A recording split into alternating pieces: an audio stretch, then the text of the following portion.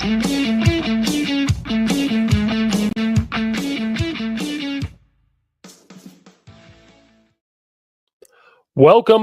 back. We are back. I had no internet for a while, couldn't do any podcasts, couldn't do anything. So we are back live on the Coach Steve Show. This is the Bear Down segment of the Coach Steve Show where we discuss everything with the Chicago Bears, unfortunately, especially this year. My co-host that's usually here, Zach Kyleman, is on vacation. He will be back when he gets back to the States, went on a nice cruise. So he's back. We're here to discuss very quickly because here within 20 minutes, our Chicago Bears are about to take on round 2 of the Detroit Lions. The Bears have been stumbling, bumbling, rumbling, whatever you want to call it. They have not played well for a very long time. Their last one came versus the Jaguars in London many months ago. And ever since then, the Chicago Bears have lost to the Commanders, the Cardinals, Patriots, Packers, Vikings, Lions, 49ers, and the Vikings. So now they're about to take on round 2. The question is, are the Chicago Bears ever going to win another game? If they're going to win another game, today is probably the last day, maybe next week. The last time the Bears played the Lions, it was Thanksgiving Day. The Bears played very, very, very bad the first half. Then came out in the second half and said, wait a minute, we know how to play. And then that was the final game that led to Matt Eberflus losing his job. First time ever the Chicago Bears have fired a head coach during midseason. So the Bears are set to less than 20 minutes away from taking on the Lions at home. The only way the Bears can win this game is if they take advantage of all the injuries that the Lions have. The Lions' injuries is way too much to count. And you feel bad for them. I feel like all of us are Lions fans deep down because we'd like to see them, win a Super Bowl. That town needs it. They've lost a lot. One of the biggest injuries that they're going to sustain coming in is they've lost David Montgomery. He has hurt his knee. I cannot remember if it was ACL, MCL, but he is hurt, and that was their main running back. They're out some linebackers. They're out some offensive linemen. They're out some safety. I think they have 14 guys on the IR. That is absurd. 14 guys, and you only need 11 on each side of the football to play. The Lions have been able to sustain success even with all the injuries. So that is why, you have to sit here and go, well, does that matter as much? They lost their first game last week against the Bills, 48-42. Jared Goff and the offense played fantastic. The defense suffered against a hot Bills team and just could not stop anything really. But was right there to try to win the game. I know people had the questionable decision-making of Dan Campbell and doing the onside kick at the beginning of the fourth quarter where you had a lot of time. But, it's easy in hindsight. If they got the onside kick, you would say, oh, that's one of the most gutsiest play calls we've ever seen. What an amazing call. But, hindsight is 20/20. And then when it doesn't work, say, well, that was a dumb decision. The Bears are struggling. Thomas Brown had his offensive coordinator debuted a few weeks ago, and we've all kind of been on board with him calling plays. Then he became the interim head coach, and against the 49ers just got destroyed. Then against the Vikings, got destroyed once again. Caleb Williams has not played well. The offense hasn't played well. The defense hasn't played well. And so we're just kind of limping into the end of the season. We're kind of all ready to get into the offseason for the Bears because we really want to see who they're going to hire as a head coach. But here's the deal. These are paid professional athletes. They are adults. They need to show up and do their job and play and try to put on a performance for the fans because without the fans, without all that, you don't have a team. You don't make the money. So the biggest job of Thomas Brown and staff is to try to keep this team focused. And it's one of the hardest things when you're out of the playoffs. what's your motivation? The motivation is, well, the Lions, they're set to go off and win the NFC North. They are, even with injury prone, they're still one of the picks to win the Super Bowl. So one of the motivations you have to have in this game is, hey, we've been shitty. We've been a horrible team for weeks and weeks now. Our motivation needs to be, think about the fans that pay all this money to come watch us play. Think about all the people that are paying the money for whatever streaming service they have to watch us. Think about all the people that are buying your jersey. Think about all the people that are buying whatever to help support. Think about the nameless workers in the offices and the game day people that are working really hard to still set up for you, even though we are a bad team right now in terms of record, in terms of our style of play and how we're approaching things. And then think about all of that on top of trying to ruin the Lions season. If we can, they just lost a game. If we can be the second team to send them on a losing streak, we can kind of send them into the playoffs in a bad mindset. And that's kind of where you need to go with this if you're the coaching staff. And that's what I would say to said players if I was in charge, which I'm not, but if I was in charge, this is exactly what I'd be telling my players. But the thing that's been really, because I haven't talked about the Bears in a while. The last time we talked about the Bears, I do believe it was kind of a couple weeks ago. I think it was Lions or the 49ers. It was the last time me and Zach really got a chance to sit down and talk. And then off topic, I can't believe I didn't have internet for 10 days or so. Like, have you guys ever gone without internet for 10 days? It's not fun. It's okay if you're busy, but then you can't. It's hard to watch games. It's hard to podcast. I couldn't do anything. It was a mess. And so to recap, like with the 49ers, there really is no recap. It was we were a horrible team against the Vikings. We just got literally just beaten down. It was a good old-fashioned ass whooping. And the thing that's really pissing a lot of us off is that it just looks like the Bears players are not interested in playing. And I've seen people post on Twitter, well, how can they be motivated to play? It's right. Like, I mean, they have nothing to play for. And I call BS on that because you're getting paid millions of dollars. People get paid 50, 100 times less than they do, and they have to go to work every day, and they have to get up, and their motivation is to pay bills. Their motivation is to do X, Y, and Z. And so I don't use that as an excuse. I don't use that as even a reason. You have a job and you need to show up and put on a performance.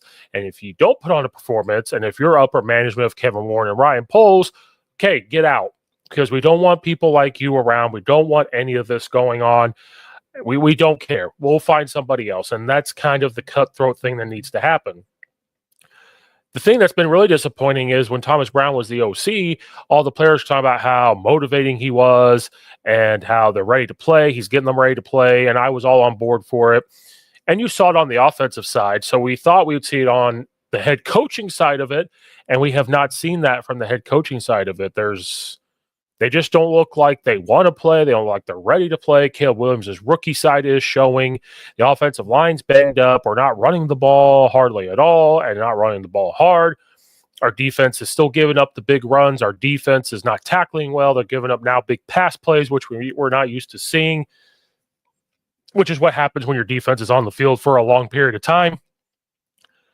So as fans, we are just kind of saying, okay, let's play spoiler. And to come down to it for this game is, do the Bears stand a chance? I say no, just because of how we're playing. The only reason why we have a chance is because the Lions' injuries on defense. But the Bears, if they don't care to play, they're not motivated, they're not going to take advantage of the empty spots on the Lions' defense. Like, their defensive line's banged up, their linebackers are banged up, their secondary's banged up. So with our receivers and the potential that Caleb Williams can play at a high level, that's what you would have to use in order to beat said Lions. And I just don't know if the coaching staff, I don't know if the players are motivated and just the way things have gone, if they're going to be able to take advantage. They can. If you look on paper, the Bears do have an opportunity here to upset the Lions at home. And the last time the Lions came to Chicago played well against them.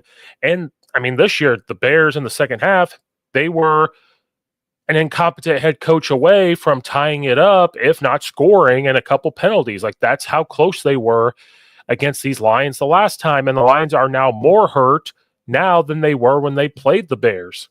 But the difference is, you have an interim head coach that's trying to learn. And again, I feel bad for Thomas Brown. You interviewed for the OC job, don't get it. You're working with the pass game. Then you become intern OC. And then all of a sudden you're the interim head coach. And all this stuff is thrown at you at one time. And you've got to step up and do it all. And in the back of your mind, wondering if you're going to keep your job, wondering if you are, this is an audition for your head coaching spot. It hasn't gone well the last 2 weeks. So that's probably thrown out the window. So I don't even know if he's going to get an interview. The only way he gets an interview is if he beats the Lions, he probably gets an interview. But it also comes down to, you could do whatever X's and O's you want. It's getting this team motivated and ready to play and focusing on the small details. That is what's going to help win against the Lions. But what scares me is that the fact, now, not having Montgomery helps because it kind of gets rid of the run game. But the thing with the Lions, and this is what comes down to trying to hire for a Bears head coach. I just literally, before I came down here to the podcast studio that I have, is they just said they need to hire an offensive-minded coach to help develop Caleb Williams. The Lions didn't do that. They hired Dan Campbell, who's a coach. And the Lions, they've won with these injuries because they've taken on the identity of him. The offensive or the assistant coaches have taken on that identity, and they have done a really good job coaching up with all these second, third string guys playing. And that's why I'm not sure if the Bears are going to take advantage, because that coaching staff gets those other guys ready to play, because it's always next man up. It's being gritty. It's being not doing the gritty. It's grit. Excuse me. That's the identity. The Bears don't have an identity. The Bears don't have leadership. And to hire a new head coach, everybody wants an offensive-minded head coach to solely focus on Caleb Williams. That's what everybody is thinking, right? I am now on the board of Mike Vrabel needs to be your number one call, and Ben Johnson needs to be the second call. If Mike Vrabel doesn't want to take the job, or you can't make it work, then Ben Johnson needs to become that. Because I understand we got to develop Caleb Williams. I understand that we haven't done well with quarterbacks. But everybody's just thinking about one thing and one side.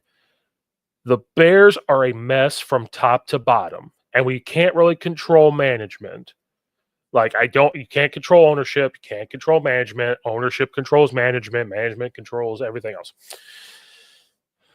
You got to look at the entire team. This entire team right now is in shambles. Someone to come in to fix that, kind of like a Dan Campbell, is a Mike Vrabel, who understands all of football. Not saying he's going to come in and call offense. He understands kind of the defensive side a little more from his playing days and being with the New England Patriots. But seeing what he did with the Tennessee Titans team, or when he would come into this Bears team having a better roster than those Titans teams, understanding the entire thing to be a coach. Because when you talk about leadership, there's no player here on this Bears team that's the leader on either side. There really isn't. And then you don't really have, no offense to Thomas Brown, and like I said, no offense. It just doesn't seem like there's leadership part from that side either. When you don't have it there, you got to have it up top, right? Mike Vrabel would be that leader right now. He'd be that bridge gap. Next year, I think we could have leadership. Caleb Williams, next year looks a little more brighter, but it all comes down to now the head coach. You still got to make roster moves with the offensive line. You still got to make roster moves with the defensive line. And then you got to add different pieces here and there on defense, offense. And they've got to play better. But if they make those moves, you're thinking next year is going to be better, but it also comes down to who the head coach is. If you're looking for somebody to lead a locker room, to lead an entire team, because you need both sides of the ball and special teams to play well, Mike Vrabel is your guy, and he's shown it from an assistant coach level, and he's shown it when he was with the Tennessee Titans. People are really focused on his last part of it, but realize that he and the management had a discord and a disconnect. And I know our management is bad, but hopefully this is a wake-up call for Kevin Warren and Ryan Poles, where there won't be that type of thing with what Vrabel had with Tennessee. The thing with Ben Johnson is he hasn't been a head coach before. So you're going to bring him in, and he's an offensive mind. And I know it's going to be good for the offensive side of the ball. He's going to be good for Caleb Williams. But now you have to hire a defensive guy as your coordinator. Your head coach is calling plays. It's hard. I've never been an NFL head coach or a college head coach. Very few can do both. Very few can call plays and run that organization the way it needs to be ran, right? It's very difficult to do. Andy Reid does it very well. But look at Bill Belichick. He didn't call plays. He was in both sides. Nick Saban didn't call plays. He had his fingerprints on both sides.